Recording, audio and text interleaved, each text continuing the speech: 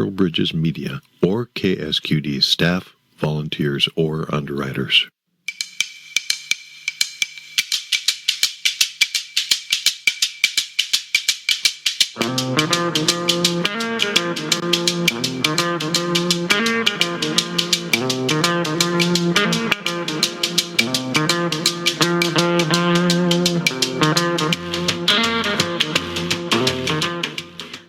And welcome to Talk of the Bay on KSQD 90.7 FM and live streaming all over the world at www.ksqd.org. Today, this is Amy Chen Mills, am continuing with what's become a bit of an ad hoc series on the closure of the Benchlands, which is the strip of land between the county building and the county courthouse and the San Lorenzo River. And that is currently in the first phases of being shut down.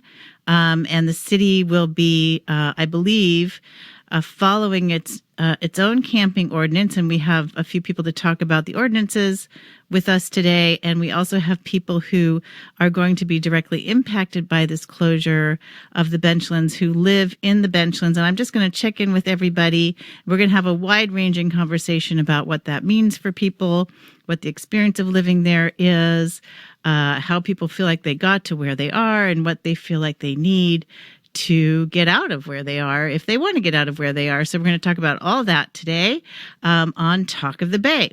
So just checking in with everybody. We're going to test your mics and make sure they're all working. We have Pauline. Pauline has been living at the Benchlands for quite a few years. No, I haven't. 2 months. 2 months, is it? Oh, I thought for some reason it was a longer time. 2 months. I'm so sorry. Okay, well, thank you, Pauline, for coming into the studio to be with us. And how are you doing today?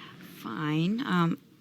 Maybe the communication was I lost my address of 18 years, and I just moved to the Benchlands 2 months ago. Oh, okay. I'm sorry. I got that confused. And maybe I confused you with someone else that I talked to. Well, I've been talking to a lot of people. So. Okay, great. Okay. Well, thank you so much. And I know that you just got treatment for MRSA.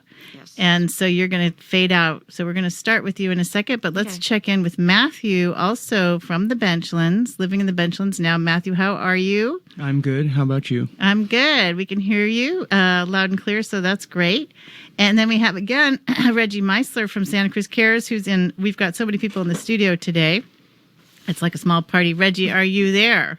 I am. Can you hear me? Yes, I can hear you perfectly. And then we also have incoming a woman named Chris, who is living in her RV in Santa Cruz County and became unhoused in Santa Cruz. So we're going to talk to all these people. I do want to say that I reached out to city staff. I reached out to Larry Imwall. I reached out to city council members, some of whom I think might have been here. Renee Golder, for example, actually, I think I emailed her or talked to her on the phone, and she is actually in a meeting in the same building right now in the County Office of Ed. She just poked her head in, but she could not be here with us. I didn't hear back from most people on the city council. Shebra Kalantari Johnson could not be here, is what she said. And then, we did not get a response from city staff, although I know that people were talking about it because I saw some emails going back and forth. And I asked people from Santa Cruz Neighbors, and I posted on Nextdoor to see if anyone wanted to come in and speak on behalf of yes, let's close the Benchlands, let's move forward with this whole plan, or supporting the oversized vehicle ordinance. All of these things we are going to talk about today. So let's get started. And Pauline, tell us how you ended up at the Benchlands and what you think about it now. And then we'll go from there. Let's just start with that. I was living at a two-bedroom apartment in Santa Cruz here on the east side for 18 years, maybe 19. Same address, everything. I am on Section 8. I was on Section 8 for 16 years. I still have my Section 8 housing authority. And got to the point where the last 2 years, during the COVID, landlords started charging extra $600 a month. And I thought I was paying my rent. An extra $600 on top of what you were already paying? Yes, but I didn't know this. Then he finally wrote it down on a letter, told me that there's late fees and penalties.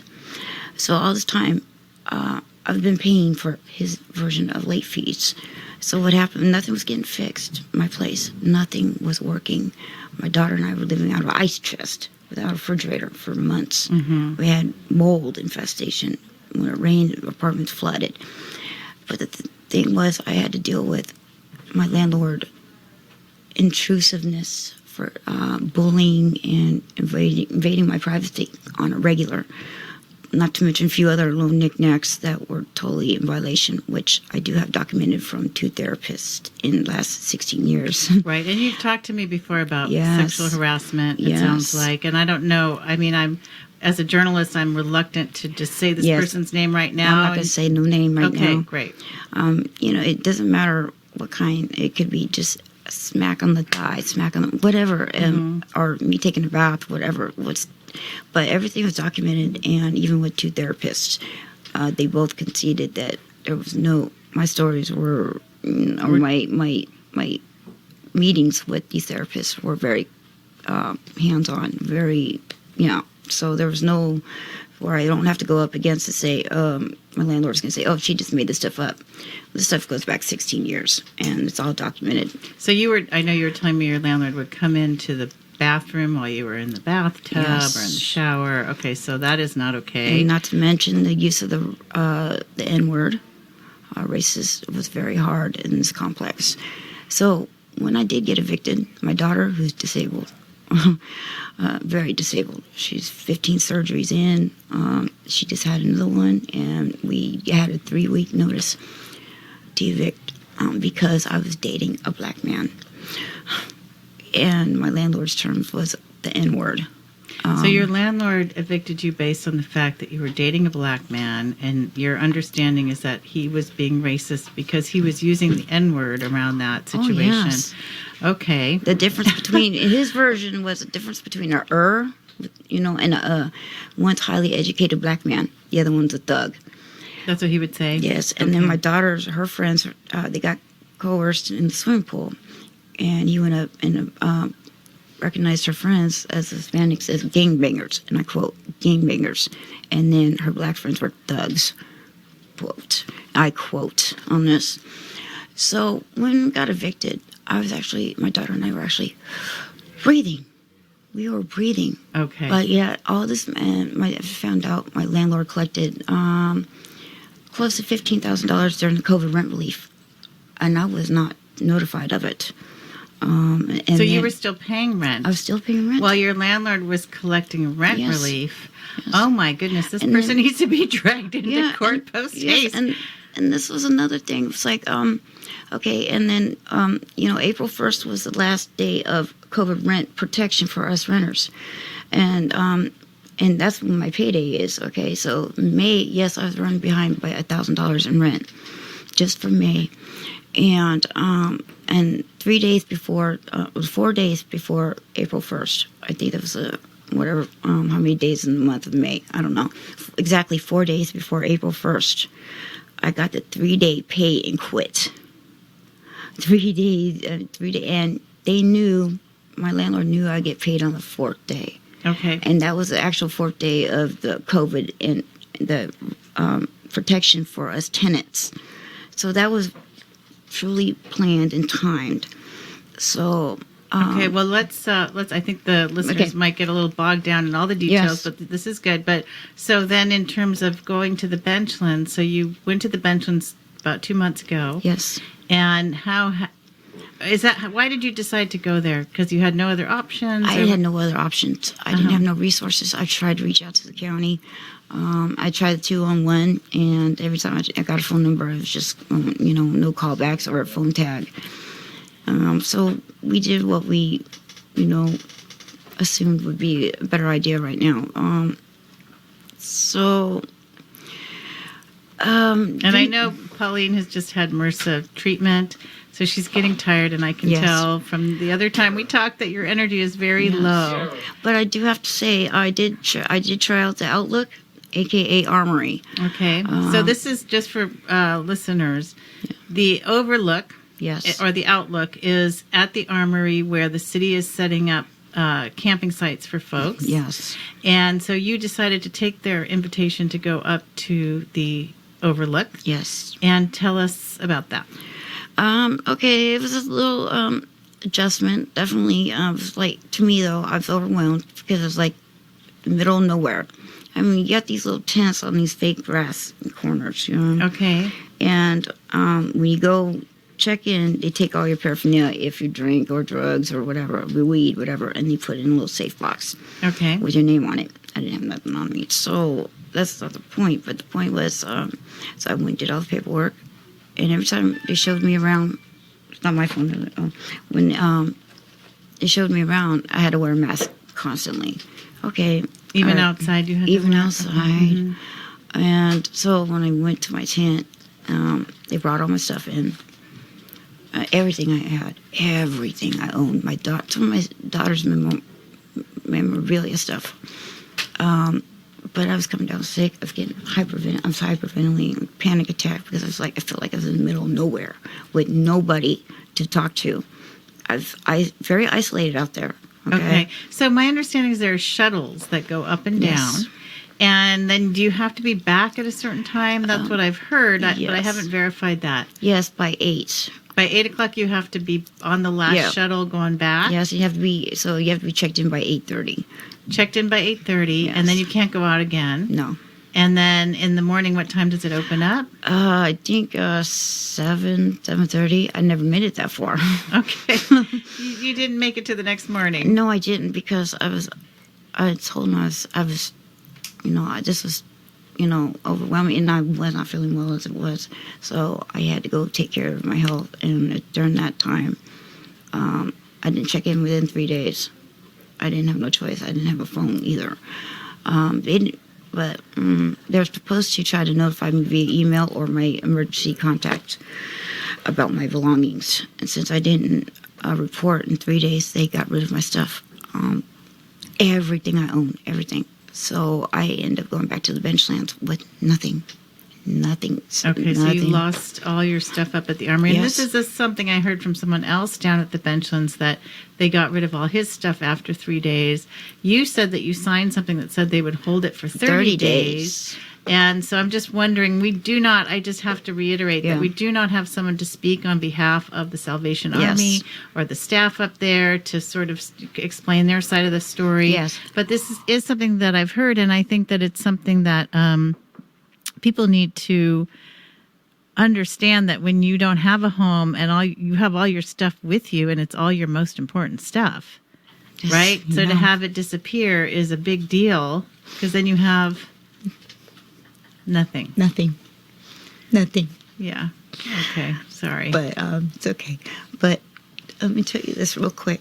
Okay, and then we're going to go to Matthew. Yes. But make sure you say what you think you would like to have happen after this story. Oh, the Benchlands, they've become my family. I've done a survey. There's 200 and I took a survey of 213 people. 162 are veterans, and 86 are Vietnam vets.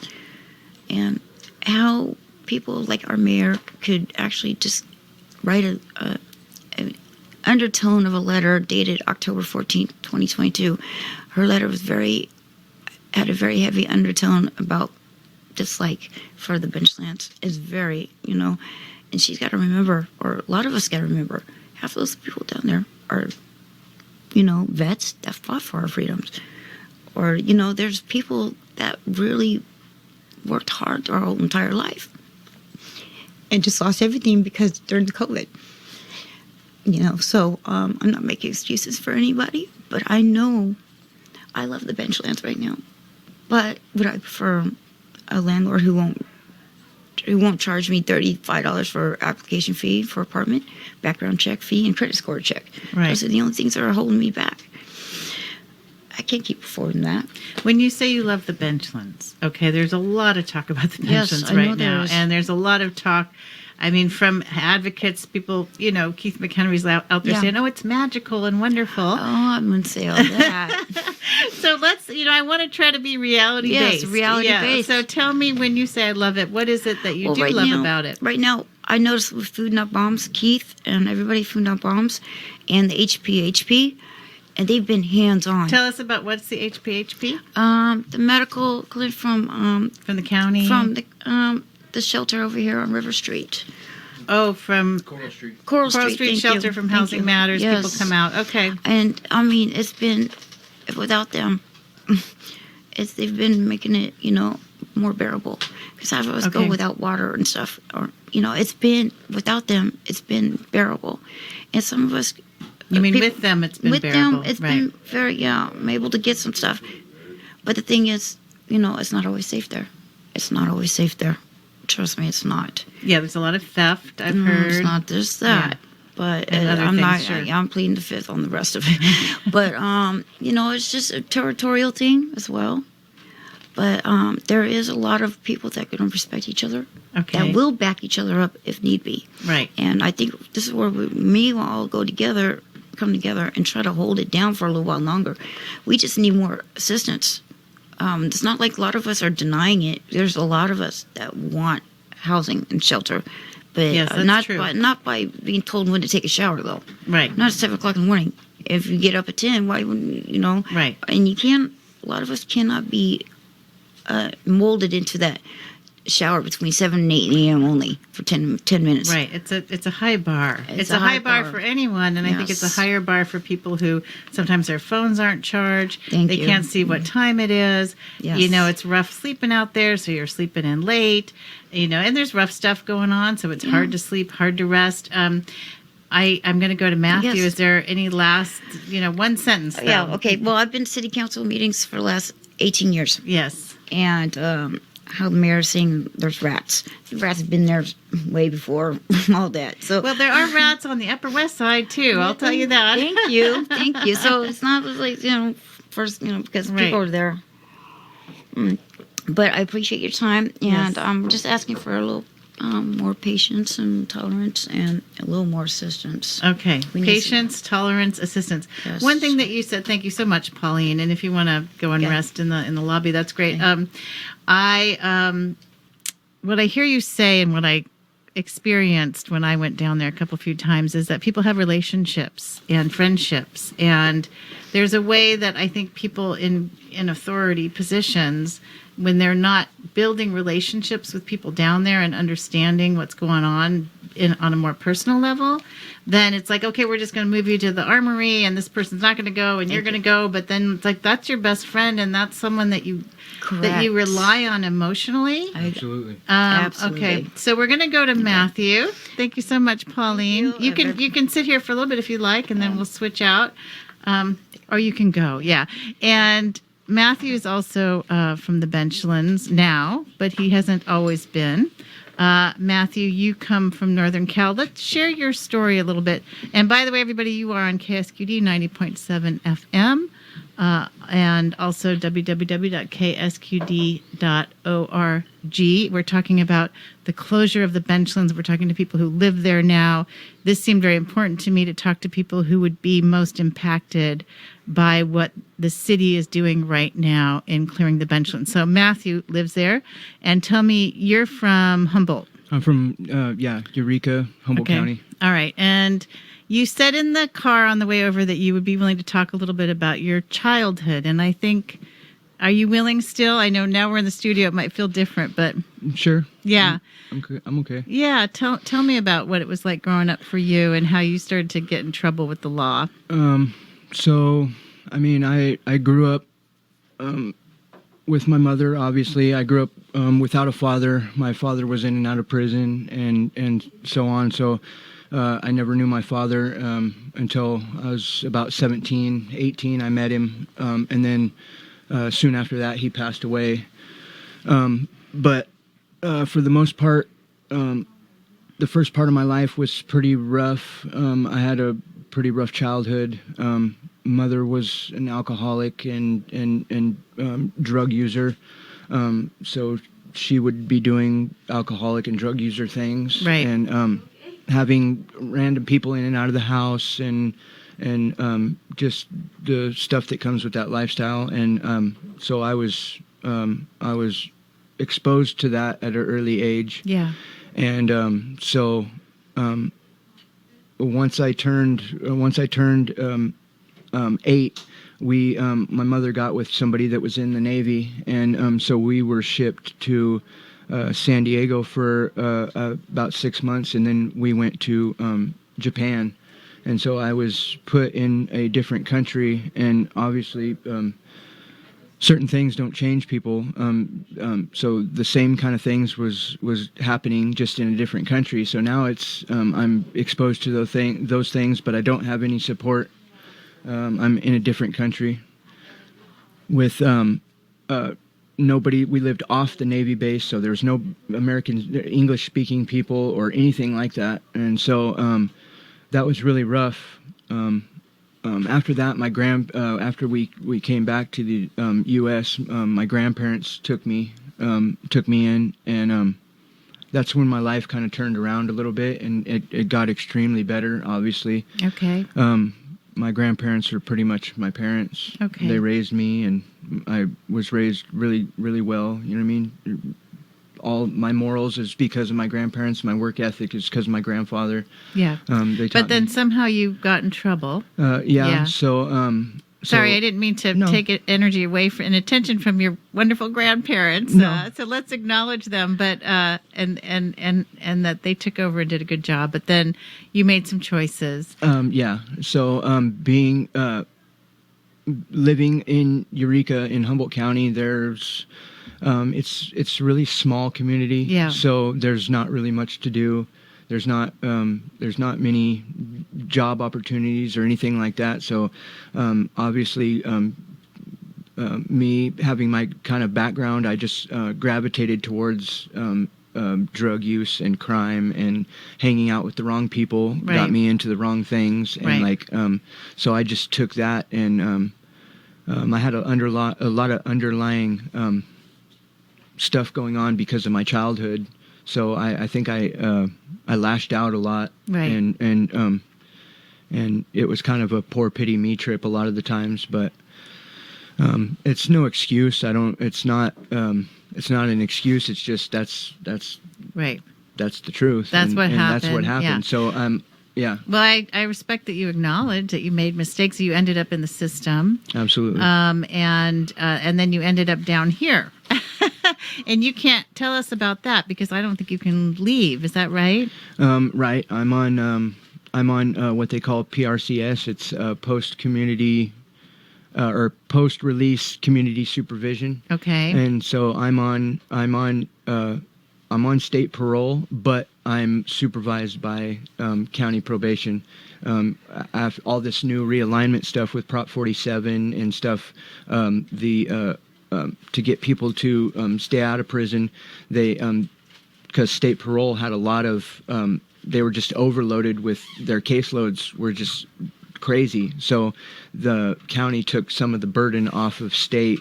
So that's what this PCRS stuff is. Okay, and yeah, I know we've got actually a lot of folks in our jail that should be in state prison that are actually in our county jail, which is a nightmare. But Absolutely. So you are on probation, meaning you're not probation, but this PCRS, but you cannot leave. No, so I have a 50-mile radius. I can't go beyond 50 miles of Santa Cruz. Okay. So. Right. So so people are like, well, why don't people just move away? Why don't they go to a town that's... It's not that easy. Right. Sometimes there are extenuating circumstances, right? It would take a lot for me to be able to go somewhere else. It would take a lot of time, paperwork, and just fingers crossed, hoping that they would let me. You know what I mean? A lot of the times they don't like to let you leave because it's money for them. Right. So this is Amy Chen Mills. I'm talking to Matthew, who is a resident of the Benchlands, just ahead of their city staff starting to close the Benchlands down.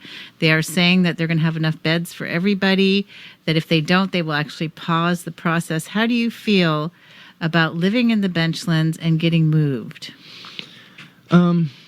So for me, I am just recently homeless. I've never been homeless. This is my first experience being not being inside anywhere, and it was kind of a culture shock to me. I'm not used to. I mean, I like showering, and I like being in a warm bed and eating hot food and, We all and all do. that stuff. So it's like it was really a big change for me. It was a kind of a rough change.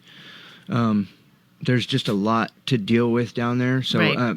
Obviously, I would love to be somewhere else and be able to get services to get out of there. Okay. But it also on the flip side of that is there is people down there that I've grown,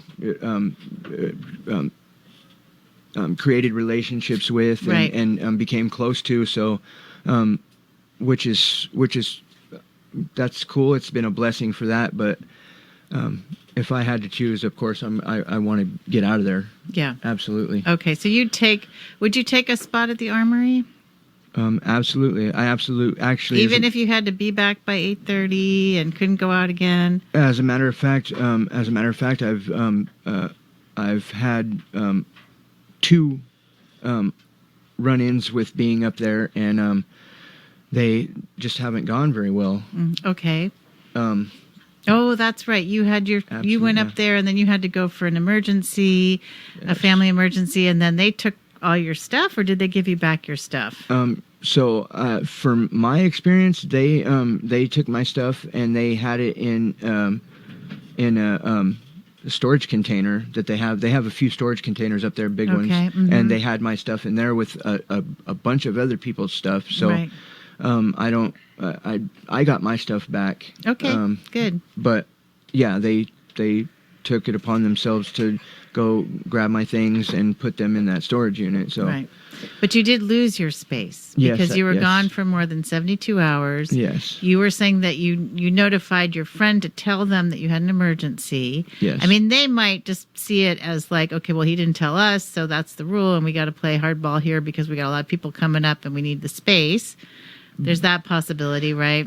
Well, there's always that possibility, but I feel that they pick and choose who Okay. who they like and who they do things for, and there's no set regulations or rules or anything that they go by.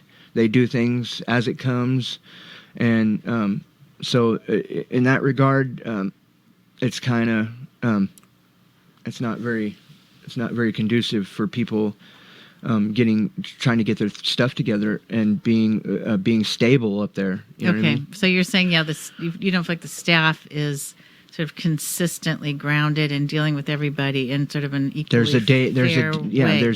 there's a day shift and a night shift, and Okay. they don't communicate. So when things happen in the day, they don't communicate that with the night shift and so forth. Okay, gotcha. So- Okay, Matthew, we're going to take a quick break because we are at the half-hour mark. You are on KSQD 90.7 FM. You're on Talk of the Bay with Amy Chen Mills as your host, and we're talking to folks who live at the Benchlands. We're going to be speaking with Reggie Meisler again, who's an advocate with Santa Cruz Cares. We'll be taking your calls and emails if you like after the break, and we will be right back. Thank you, Amy. There are 3 guests here on Talk of the Bay. Ready, Amy? Take it away. Okay, hi everybody. We've got so many guests in here today. It's the most I've ever seen, actually. So we're playing musical chairs a little bit. We were just talking to Matthew, and Matthew is a resident of the Benchlands. The Benchlands is slated to be cleared, and the city is saying. I mean, I have to say that the city seems to be trying to be more moderate than they have in the past with just sweeping. They're saying they're going to have beds for people. Everyone's going to get a bed. Matthew has not yet been able to get a bed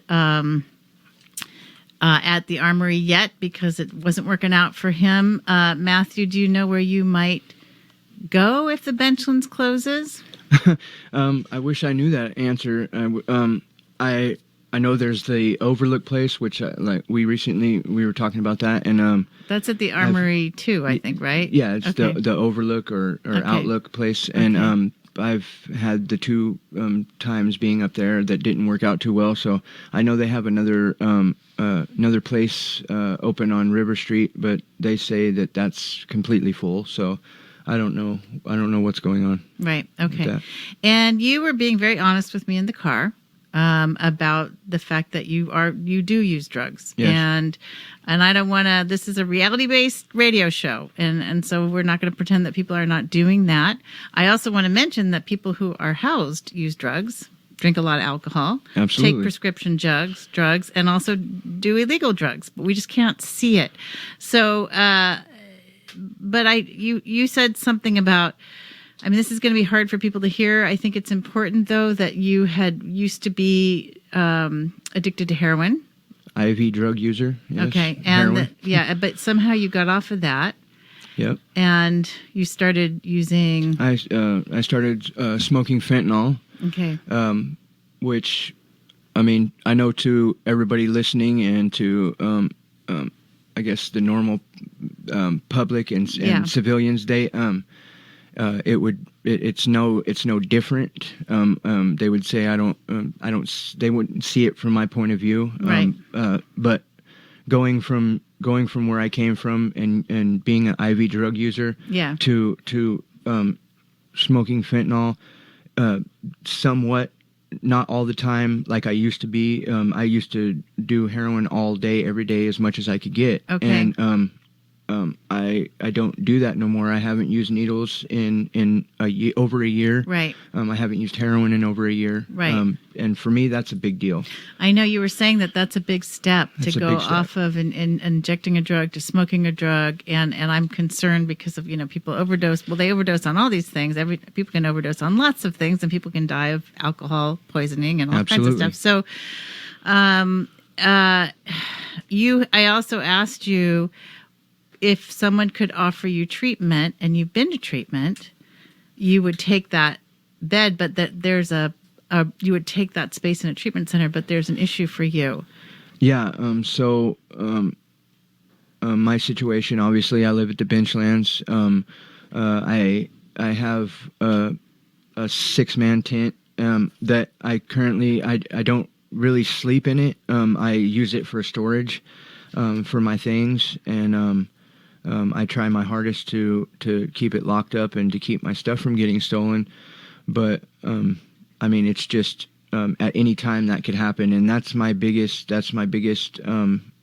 fear and my biggest obstacle to going either to treatment or doing anything, basically, is because I don't have a reliable, solid place to keep my things, and that's a big deal to me. I mean, that's a big part of the drug use down there. It's people don't want their stuff stolen, and so it makes them want to stay awake and watch their stuff, and it's a snowball effect. Yeah, So- I've heard actually someone who was sleeping outside. I heard this maybe on a different radio show saying, it was on this station actually, saying, when you're so cold and you've never used meth, but you think it might help you feel not so cold, Right. you might try it. You don't know what you're capable of when you're in that kind of situation. So I want to thank you so much for joining us. You're welcome. And just if you could stay there for a minute, we're going to go to some other folks with different stories from different perspectives.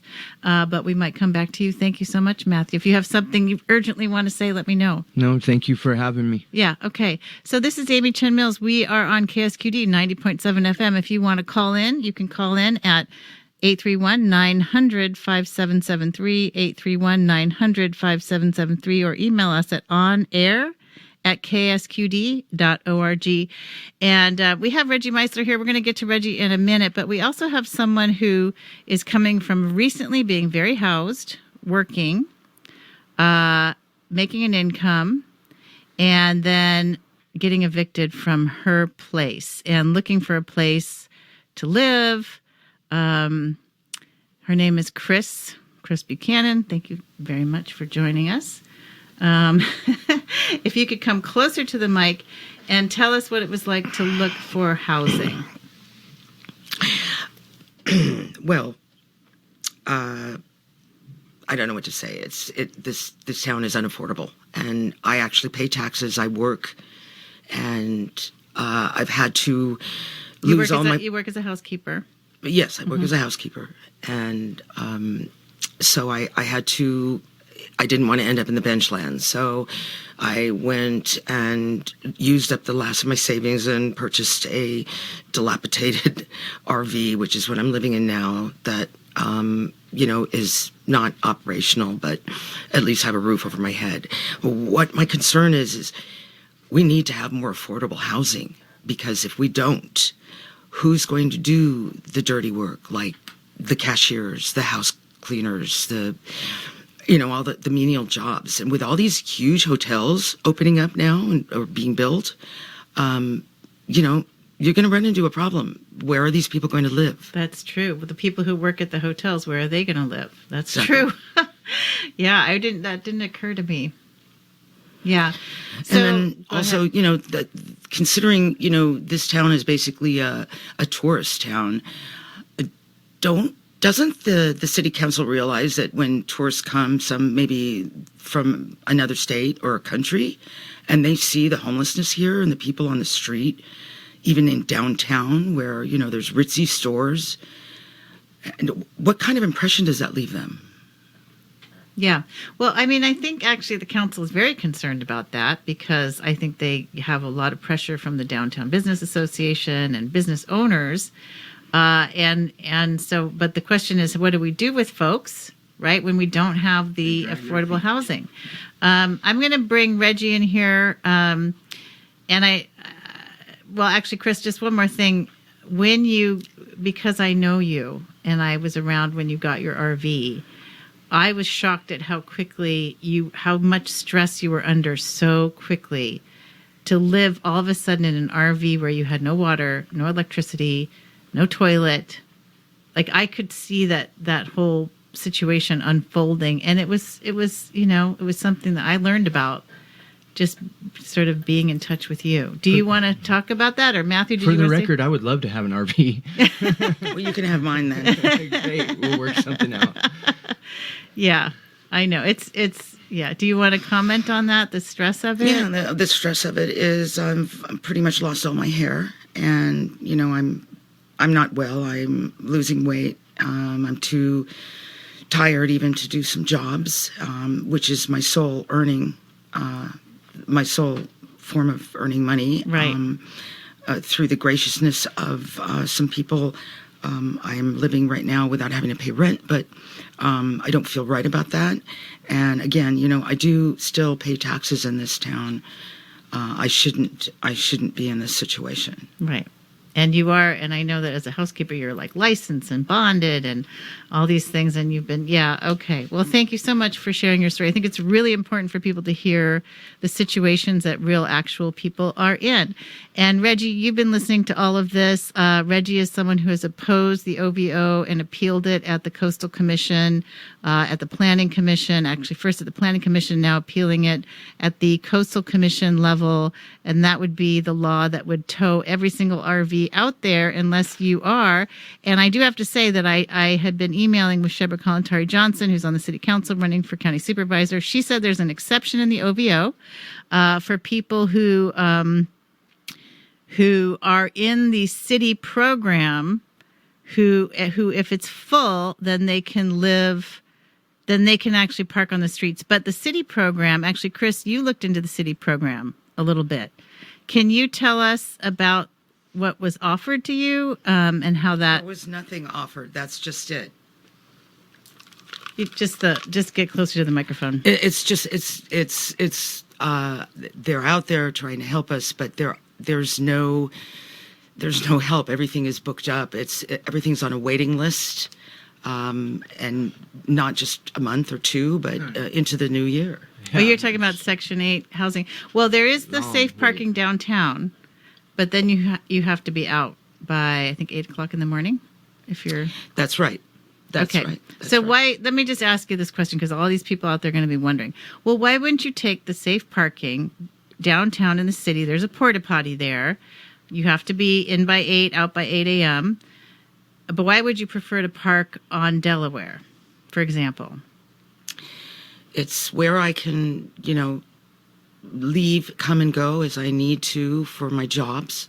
I just want to emphasize that not all the people on Delaware are drug users and mentally ill.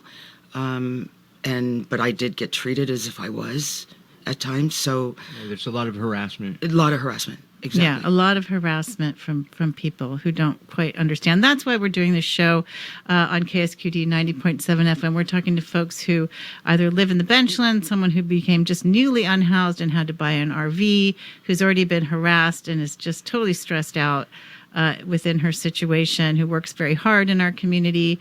I want to go to Reggie Meisler now. Do you want to comment on the exemption? Shebra Kalantari Johnson said that she added that into the OVO, that if all the city spots were full, people could park. Well, Reggie, by the way, Reggie Meisler is with Santa Cruz Cares. Sorry. Go ahead. Thank you. Well, OVO is kind of a mess of a bill. If you actually read it, it doesn't even provide for safe parking, really. It just says the city manager is able to produce safe parking, which is something they were already able to do. Right. It doesn't even define what safe parking is in the OVO. And so the notion that there's any sort of teeth in this sort of idea that, oh, I'm signed up for like a city program. I mean, they can give you a little permit thing or they can take it away. There's no real accountability in this system. And I've been trying to find places here and there for people who have asked for placement in a parking program.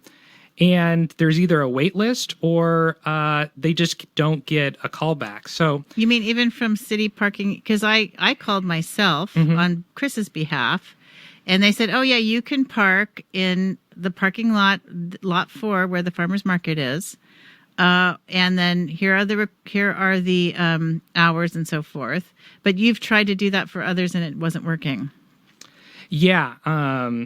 We just didn't get a call back for that. Now, if it is working, I mean, that's great. I just don't think that there is enough sort of... and this is what it really is about, Amy.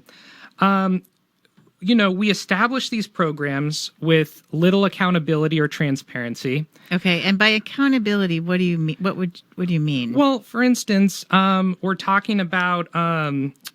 what was their name who was speaking earlier, Pauline, said that her things got thrown away despite signing a contract of 30 days promise to keep her possessions. Now, who's going to hold that shelter accountable for that incredibly damaging mistake that they made, right? Nobody. And it's the same sort of issue with, like, we're closing the Benchlands without ensuring that everyone has shelter already. I mean, this is just how these sort of priorities land in these situations. And so when we have the priority of sort of comfort and order and law of the housed and the comfortable placed above the well-being of the unhoused and people who are like precarious, it's no wonder that we end up in these situations when solutions are not that complicated. I mean, this is like, if I go around, I've canvassed people before in neighborhoods, and they tell me like a lot of solutions that we just don't do. Right. And it's like, why don't we do them? Well, because it's the priorities are not there. The incentives are not there. What solutions have you heard that made sense to you? I think one I hear, which is really interesting, is have lots and lots of little camps throughout the city, right? Right. That are, managed, but maybe not as like robustly managed as maybe some of the camps in the past where they have 3 or 4 people sort of sitting around all day. And, I think that would fulfill some things for people. I think that would make sure people aren't living on top of each other and they feel like they have space and they feel a little bit of like comfort and maybe they have power all the time and water all the time and a shower. And and right now that is not happening at the Benchlands as far as I understand it. Right. And if they're in an area with some people that they're having a dispute with, or they're like, having some interpersonal conflict, they can relocate to another camp, right? Right. They don't have to like stay in that area and deal with that stress. Okay. So I have a question. I want to get it out there. To be honest, I've been overwhelmed with people on social media accusing me of being soft on crime and being, this, that, and the other. And people have all these complaints like, oh, they're dealing drugs down there and it's terrible and this and that. I think one of the reasons I wanted to have Matthew on is because, and this is what I know that you deeply believe, Reggie, everyone's a human being. And they have they have reasons for why they're doing what they're doing. Matthew, how do you feel when you hear that, oh, it's a bunch of drug dealers? And I mean, is that true sometimes that you feel like there are bad people there? Well, I mean, you're going to have bad people everywhere. Right. It doesn't matter. It just so happens to be that they're at that spot right now. You go to another town and you're going to have drug dealers and you're going to have people using drugs at spots in another town. So right, it's true. not, they act like this is like some crazy thing that's going on. That doesn't happen anywhere else, but it happens here. It's just only happening here in Santa Cruz, in the Benchlands. It's like, yeah, does that stuff go on? Absolutely. But it's not just here. That happens everywhere. So I think that they're trying to single it out and they're trying to focus on that kind of thing to push their agenda. Right. Reggie, anyone's thoughts at all? I mean, I'm just thinking, well, okay, people are not going to stop using drugs just because we shut down the Benchlands. They'll just be using drugs all over the place. And I don't condone it. I Right. don't, you know what I mean? I don't condone that at all. But I unfortunately have to deal with it. I have to live around it, and Right. I have to navigate past that, and I have to be adult and grown up enough to do what I have to do and not involve myself in that. Yeah. I mean, people get scared, and I think that's because people have different backgrounds. Like, I've worked in the jail so much, and... I'm scared to death. Okay, you are. Okay, interesting. Down there. Well, not scared like that. I'm scared to do anything like that because of my record. You know what I mean? Okay, So gotcha. because it would be bad for me regardless. Okay, well, don't do it, Matthew, okay? Yeah. We want you to not get into more trouble. Reggie, comments? Yeah, I mean, I think it's kind of like you were saying earlier, Amy. When someone commits a crime or uses drugs, but they live in a house, there is no sort of like thought, hey, maybe we can get that person kicked out of their house, right? Like, Right, get him out of town. Oh, there's a bunch of students living next door. Maybe we can burn down their house or something. Like, nobody talks like that. Well, if there were a house where there was a lot of drug dealing going on, perhaps the cops would raid it. I mean, there's that. I mean, that's possible. But I think, what it kind of demonstrates is that there really is a little bit of a caste system thing happening here. Right. Because when it comes to people's actual concerns of crime, I mean, you look at like the crime statistics for calls of service for the police, and a lot of it is what I would call Karen calls. There's like a significant, something like 25% of calls are just sort of suspicious activity, check. Maybe even as high as 40%. Of course, this is on an old police report from 2018 that I was referencing. But, people are there's a lot of these sorts of like, see something, call the police type of signs throughout neighborhoods in Santa Cruz. And it's unfortunately like a really sort of toxic situation where we know of people who get the police called on them wrongfully, not just for being unhoused, but for being black. People saying, oh, you don't look like you belong to this neighborhood, right? Absolutely. There was a 2016 video of SCPD literally just patrolling, and it was supposed to be a documentary of how they do their work. And they said, oh, this kid doesn't look like he belongs in this neighborhood. Here's the kind of guy you would stop. And it was a black kid with a backpack. No. Oh, my gosh. So, well, I'll tell you a story. I mean, I had Chris come and house sit with her RV in front of my house, and I alerted all the neighbors in writing that she would be there for 1 week and parked in front of my house. I don't think there's any law against that right now. And by the time she got there, given her RV's very noisy when it's driving, we had someone in front of my house calling the cops within 5 minutes. 5 minutes. I'm surprised it took that long. Anyway, sorry, Reggie, I interrupted you. right. I mean, there's so much there to deal with outside of, because from just a technical perspective, when it comes to like providing people with services that they need and stuff, I mean, people generally know what they need. They know what works for them. You can imagine like, all right, we'll set up a bunch of like managed camps. We'll try not to spend a bunch of money on it. We'll just have like little parking spaces throughout neighborhoods with not too many spaces, and we'll try to have mobile services for them, right? Because these are mobile services. And like you can imagine just having a ton of agreement camps, a ton of like very sort of neighborhood driven. Well, we might not even need a ton if there's 250 people, as they say at the Benchlands, and they're going to try to get 150. I mean, my concern right now is that the camping ordinance says 150. All we need is 150 sites, and then we can sweep totally. I think that's what could possibly happen. Matt Huffaker is saying. Was it Matt? I think it was Matt Huffaker or Larry Imwell was saying at the city council meeting, we're going to do this by step, and we're going to make sure we have the beds. That's sort of what remains to be seen. Right. I mean, it's kind of bizarre because in that same city council meeting, you had Lisa Murphy say both that don't worry, we'll pause the benchland closure if there's not shelter for people. But then also saying, oh, this is going to be a big change in visible poverty. People are going to be like in neighborhoods and stuff because presuming like they don't have shelter. So what they're saying both things, it feels like. I see. So they're saying, one, we're going to have beds for everyone, or two, guess what? This is going to be bad because there'll be people all over the place. And, there's a huge concern in people going up to the Pogonip where they're going to light fires to cook and be warm and, possibly for drug use. I don't want to lie here. And guess what? That could cause a major fire for us, especially at this time when everything is dried out and we know what happens when fires start around here. Don't worry, I'm a firefighter. Okay, good. Are you? I've done it before. Okay, well, we need you. I mean, we need to be creative. We need to think out of the box. We need to try new things. And to be honest, I go back to Drew Glover, who was recalled, whether you agreed with that recall or didn't agree with that recall.